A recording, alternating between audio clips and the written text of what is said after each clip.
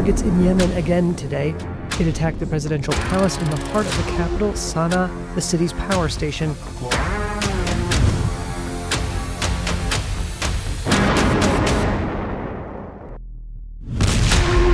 Israel ने युद्ध शुरू कर दिया है। इस धमाके में इजराइल ने अपनी नई फायर पावर दिखा दी है। यमन ने इजराइल का ऐसा हमला अब तक नहीं देखा था। राजधानी सना में इजराइल ने कई टारगेट्स पर बमबारी की है। ये वो इलाके हैं जहां राष्ट्रपति भवन भी है, पावर प्लांट भी है और तेल के डिपो भी हैं। हमला यमन पर हुआ है, लेकिन इजराइल ने मैसेज ईरान को दिया है। नेतन्याहू ने बता दिया है कि न यमन सुरक्षित है, न ईरान अपने को महफूज समझे। इस धमाके में इजराइल का ऑपरेशन तेहरान पार्ट 2 साफ साफ नजर आ रहा है। नेतन्याहू बताना चाहते हैं कि जो हाल वो यमन का कर रहे हैं, जो कयामत वो यमन पर बरसा रहे हैं, वही अंजाम फिर से ईरान का भी हो सकता है। यमन में हुए हमले में 6 लोगों की मौत हुई है, जबकि करीब 100 लोग जख्मी हुए हैं। इस धमाके को फिर से देखिए और बहुत गौर से देखिए। इजराइल ने इसी तरह के धमाके लेबनान पर करके दिखाए थे, जब हिजबुल्लाह की लीडरशिप को पूरी तरह मिटा दिया गया। अब इसी तरह के धमाकों से इजराइल यमन को दहला रहा है और मैसेज ईरान को दे रहा है। इजराइल ने यमन पर 15 मिनट के अंदर 30 एयर स्ट्राइक की हैं, यानी हर 30 सेकंड पर इजराइल का एक बंकर बस्टर बम राजधानी सना पर गिरा है। ऐसा इजराइल ने करीब 2000 किलोमीटर दूर यमन पर किया है, यानी ये एक लॉन्ग रेंज मिशन रहा, जिसमें कई F-15 विमान शामिल हुए। सवाल है कि क्या यमन के बाद इजराइल अब ईरान पर सबसे बड़ा हमला करने की तैयारी कर रहा है? ऐसा अटैक जो 13 जून को तेहरान समेत ईरान के कई शहरों पर हुआ था। מטרות אסטרטגיות בתימן, תקף את ארמון הנשיאות בלב הבירת סנה, את תחנת הכוח של העיר, מכלי הדלק שהם מספקים אותה. משטר הטרור החותי לומד בדרך הקשה שהוא ישלם ומשלם. लेकिन यमन पर हुए हमले के बाद एक बार फिर ईरान ने हूती विद्रोहियों के साथ खड़े होने का ऐलान कर दिया है। ईरान के सर्वोच्च नेता अली खामनेई ने कहा कि यमन के बहादुर जो भी कह रहे हैं वो सही है और गाजा में तबाही मचाने के लिए इजराइल को सख्त से सख्त सजा मिलनी चाहिए। قدر خاطر جمع بودن به اینکه این حمله اساس جمهوری اسلامی رو در کشور متزلزل خواهد کرد، خاطر جمع بودن که مردم رو در مقابل جمهوری اسلامی نگه می‌داره، اینقدر مطمئن بودن که یک روز بعد از شروع حمله اینا نشستند و यमन की राजधानी सना में हुए हमले के बाद का हाल देखिए। इजराइल ने उन जगहों पर हमला किया जहां पर फ्यूल रखा हुआ था। ये यमन की ताकत को कमजोर करने की कोशिश है। अब सवाल है कि इस हमले को इजराइल ने कैसे अंजाम दिया, कैसे तैयारी की गई। अब उसकी तस्वीरें देखिए, क्योंकि इसी वीडियो में ईरान के लिए बहुत बड़ी वार्निंग छुपी हुई है। ये इजराइल का F-15 फाइटर जेट है जो उसे अमेरिका से मिला है। इस फाइटर जेट में लगा हुआ बम देखिए। इजराइल को यह विमान भी अमेरिका से मिला और इसमें लगा बम भी अमेरिका ने दिया। अब यही बम इजराइल ने यमन की राजधानी सना पर गिराया है। इजराइल के पास 66 F-15 फाइटर जेट हैं और अमेरिका उसे 25 और विमान सप्लाई करने वाला है। ये 4.5 जेनरेशन का फाइटर जेट है जो 8000 किलो तक के बम लेकर उड़ सकता है। अतिरिक्त टैंक और रिफ्यूलिंग के बाद इसकी रेंज 4000 किलोमीटर से भी ज्यादा हो जाती है, यानी ये 2000 किलोमीटर से ज्यादा के दायरे में मिशन को अंजाम दे सकता है।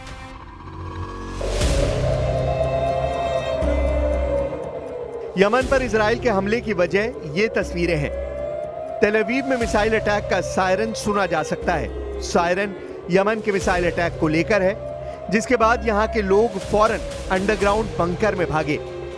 ऐसे ही सायरन न सिर्फ इजराइल के लोगों को परेशान कर रहे हैं, बल्कि ये भी साबित कर रहे हैं कि नेतन्याहू के पास यमन का पक्का इलाज नहीं है। हालांकि उनके दावे बहुत बड़े-बड़े हैं। Whoever plans to attack us, we attack them. I believe the entire region is learning about the strength and determination of the State of Israel. क्या ईरान में अब ऐसे धमाके होने वाले हैं जैसे यमन में हुए हैं? वैसे ईरान पर हमले के लिए नेतन्याहू को दुनिया का सबसे खतरनाक हथियार देने की मांग की जा चुकी है। अब इजराइल इस धमाके से 10 गुना ताकत वाला ब्लास्ट करना चाहता है। ऐसा सिग्नल अमेरिका से मिल चुका है, क्योंकि अमेरिका में डिमांड उठ रही है कि B-2 बॉम्बर अब इजराइल को दे दिया जाए।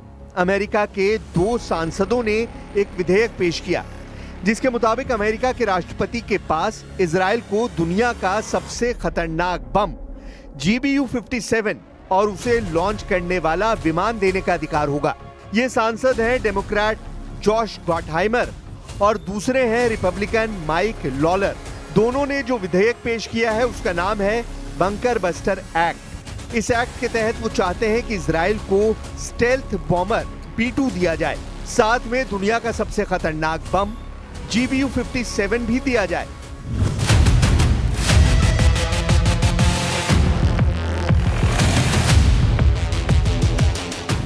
ताकि ईरान का परमाणु कार्यक्रम फिर से एक्टिवेट होता है तो इजराइल अमेरिका का इंतजार ना करे और खुद ईरान पर अमेरिका से मिली ताकत के बल पर टूट पड़े। यानी जहाज अमेरिका का होगा और टेक ऑफ इजराइल के एयरबेस से करेगा और यहीं से उड़कर वो ईरान में कोहराम मचाएगा। मकसद साफ है, ऐसे धमाकों से 10 गुना ज्यादा तबाही मचाने की ताकत इजराइल को मिल सकती है। अमेरिका ने 22 जून को ईरान की फोर्दो परमाणु साइट पर B-2 बॉम्बर से हमला किया था। इस दौरान स्टेल्थ बॉम्बर B-2 से फोर्दो परमाणु अड्डे पर GBU-57 बम से वार किया गया। अमेरिका ने दावा किया कि उसके पास इस बम ने 300 मीटर की गहराई में जाकर फोर्दो परमाणु साइट को पूरी तरह खत्म कर दिया। इस स्ट्राइक में फोर्दो पर 14 बम गिराए गए, यानी अमेरिका ने 7 B-2 बम वर्षक इस मिशन में शामिल किए। लेकिन 12 दिन के युद्ध का नतीजा ना तो इजराइल के पक्ष में आया और ना ही ईरान के पक्ष में। 12 दिन की लड़ाई के बाद ईरान पर इजराइल के हमले बंद हुए और इसी तरह इजराइल के शहरों पर ईरान की मिसाइलों की बारिश भी बंद हो गई। और फिर यह सवाल उठने लगा कि क्या वाकई ईरान के परमाणु ठिकानों पर अमेरिका और इजराइल का जॉइंट ऑपरेशन कामयाब रहा। लेकिन अब यही बात बंकर बस्टर एक्ट में दोहराई जा रही है। डेमोक्रेट जॉश गॉटहाइमर और रिपब्लिकन माइक लॉलर दोनों सांसदों ने कहा कि बंकर बस्टर एक्ट से इजराइल किसी भी वक्त ईरान पर सबसे खतरनाक हमलों के लिए तैयार रहेगा और इससे अमेरिका की सुरक्षा भी मजबूत होगी। हालांकि बंकर बस्टर एक्ट जैसा विधेयक पहले 2022 और 2024 में भी लाया गया था ताकि इजराइल को अमेरिका की बंकर बस्टर और स्टेल्थ बॉम्बर वाली ताकत दी जा सके। लेकिन दोनों ही मौकों पर यह विधेयक कामयाब नहीं हो पाया। ईरान पर हुए हमलों के बारे में इजराइल के एक पायलट ने बताया है, लेकिन इस शर्त पर कि वो अपना चेहरा नहीं दिखाएगा। ये इजराइल का लड़ाकू पायलट मेजर बी है, जिसने ईरान पर हुए एयर स्ट्राइक में लगातार हिस्सा लिया है। We had to sacrifice so much planning and flight time and operational tactics in order to come to this portion of the operation where you understand what you're doing. Iran पर हुए हमलों में Israel ने लगातार छोटे bunker buster bomb इस्तेमाल किए हैं। ऐसे बम जो कई फीट की गहराई तक कंक्रीट का बंकर तोड़कर धमाका करते हैं। ईरान पर ऐसे हजारों बम गिराए गए हैं जिसकी सप्लाई सीधे अमेरिका से की गई और अब भी जारी है। 7000 नए बंकर बस्टर बम इजराइल पहुंचा दिए गए हैं, जो गजा और यमन में ही नहीं बल्कि ईरान पर भी इस्तेमाल किए जा सकते हैं। यमन का हमला देखकर साफ लग रहा है कि इजराइल की एयरफोर्स फिर से सुपर एक्टिव मोड में है। इजराइल के एयरबेस पर लगातार काम चल रहा है। यह है अमेरिका से सप्लाई किया गया MK-84 बंकर बस्टर बम। इसी बम से इजराइल ने अब तक गजा के कोने कोने को मिट्टी में मिलाया है और ईरान पर भी ऐसे ही बमों से हमले किए गए हैं और अब यमन पर यही बम गिराया जा रहा है। 2000 पाउंड या फिर 900 किलो के इस बम की ताकत क्या है, आप धमाकों को देखकर समझ सकते हैं। जब ये बम गिरता है तो ऐसा धमाका होता है जो पूरी बिल्डिंग को गिरा देता है। इधर ईरान की डिप्लोमेसी भी सक्रिय है। ईरान के विदेश मंत्री सऊदी अरब के जद्दा पहुंचे। यहां OIC यानी organisation of the Islamic cooperation की इमरजेंसी मीटिंग बुलाई गई। नेतन्याहू के गजा प्लान और यमन पर इजराइल की बमबारी ने अचानक पूरे पश्चिम एशिया को और ज्यादा तनाव में धकेल दिया है। אנחנו ממשיכים בהטלת מצור אווירי וימי ופוגעים במטרות תשתית שמשמשות לקידום הטרור החותי. על כל טיל שישגרו לעבר ישראל, החות'ים ישלמו בריבית דריבית. היום הבאנו על החות'ים מכת חושך ועלטה. जाहिर है कि इजराइल कार्ड्स यमन और ईरान के रिश्तों की गहराई को समझते हैं और ये भी कि यमन को हथियार सप्लाई ईरान से ही होते हैं, जिसमें उन मिसाइलों का हूती वर्जन भी है जो ईरान ने इजराइल पर फायर की थी।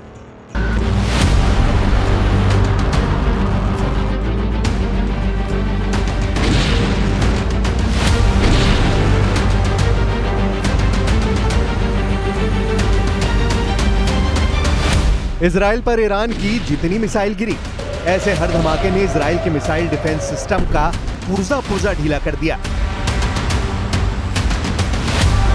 तेल अवीव से लेकर हाइफा और अशदोद से लेकर बेन गुरियन हवाई अड्डे तक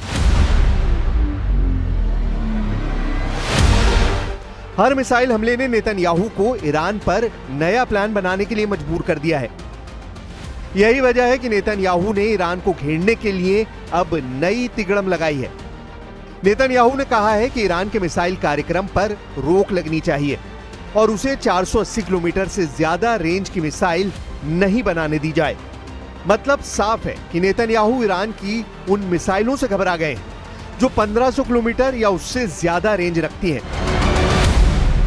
क्योंकि ईरान और इजराइल की दूरी भी 1500 से 1800 किलोमीटर की रेंज में है। यही वजह है कि नेतन्याहू चाहते हैं कि ईरान के पास 480 किलोमीटर की रेंज वाली मिसाइल हो ताकि वो इजराइल तक ना पहुंच पाएं। अब ईरान के तेवर बता रहे हैं कि उसकी मिसाइल फिर तैयार है और ईरान पर हमला हुआ तो फिर दहलेगा तेल अवीव और हाइफा। ये वार्निंग ईरान से लगातार आ रही है। ईरान के बड़े बड़े जनरल लगातार इजराइल को वार्निंग दे रहे हैं। ईरान के मेजर जनरल याहिया रहीम सफवी, जो सर्वोच्च नेता अली खामनेई के सलाहकार भी हैं, उनका दावा है कि ईरान के पास हजारों मिसाइल और ड्रोन हैं जो खुफिया ठिकानों पर रखे गए हैं और अगर ईरान पर युद्ध हुआ तो उनका इस्तेमाल किया जाएगा। कह सकते हैं कि ये वार्निंग सीधा अली खामनेई की तरफ से आई है।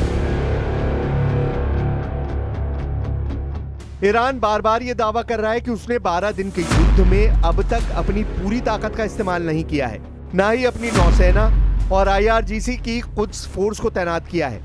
और अगर दोबारा युद्ध ईरान पर थोपा गया तो इसका नतीजा इजराइल की संपूर्ण तबाही होगी। मेजर जनरल याहिया रहीम सफवी का दावा है कि उनका परमाणु कार्यक्रम और मिसाइल टेक्नोलॉजी ईरान के वैज्ञानिकों की मेहनत का नतीजा है और उसे तबाह नहीं किया जा सकता।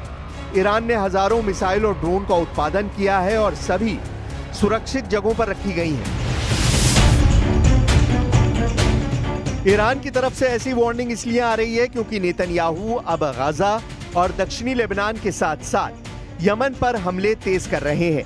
नेतन्याहू कह चुके हैं कि गजा में इजराइल का मिशन अधूरा है और ईरान के अलावा यमन को भी सबक जरूर सिखाया जाएगा। The Houthi terror regime is learning the hard way that it is paying and will continue to pay a very heavy price for its aggression against the state of Israel.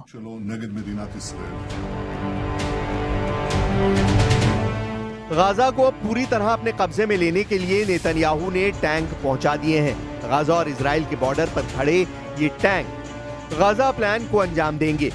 यही Netanyahu का target है। Gaza को पूरी तरह control करने के लिए Netanyahu ने बहुत बड़ा प्लान बनाया है। उनकी कोशिश हमास को पूरी तरह खत्म करने की है, लेकिन दूसरा सच ये भी है कि 700 दिन के युद्ध में अब तक गाजा के इन इलाकों में हमास ऑपरेट कर रहा है।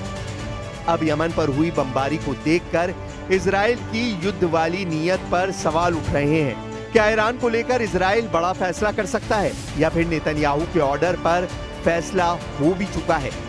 अगले 24 घंटे ईरान और इजराइल के बीच तनाव को लेकर बहुत गंभीर होने जा रहे हैं।